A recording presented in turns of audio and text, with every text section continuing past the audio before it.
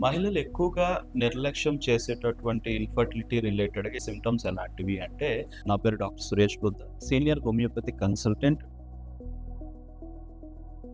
ముఖ్యంగా మహిళల్లో పీరియడ్స్ ఇర్రెగ్యులర్‌గా వస్తూ ఉండడం గానీ, పీరియడ్స్ టైమ్‌లో బ్లీడింగ్ సరిగ్గా అవ్వకపోవడం గానీ, లేదు పీసీఓడీ లేదంటే పీసీఓఎస్ అనేటటువంటి డిసీజ్ యొక్క లక్షణాలతో బాధపడుతున్నప్పుడు గానీ, లేదంటే కొంతమంది అధికంగా బరువు పెరగడం, లేదంటే అధిక బరువు ఉన్నటువంటి వాళ్ళు, లేదంటే చాలా అండర్ వెయిట్ ఉన్నటువంటి వాళ్ళు కూడాను ఈ యొక్క ఇన్ఫర్టిలిటీ ఛాన్సెస్ అనేవి ఎక్కువగా కనిపిస్తూ ఉంటాయి.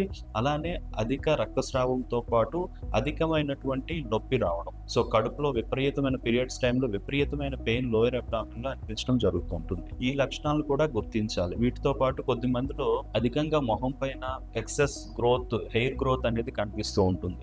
దీన్ని హిర్సుటిజం అంటాం. పీసీఓడీలో, పీసీఓఎస్‌లో ఇది ఒక లక్షణంగా కూడా ఉంటుంది. సో, ఇటువంటి లక్షణాలనేవి కనిపించేటటువంటి వాళ్ళు. సో, డెఫినిట్‌గా వీళ్ళు ఇమ్మీడియేట్‌గా డాక్టర్‌ని కన్సల్ట్ అవ్వాల్సిన అవసరం అనేది ఉంటుంది.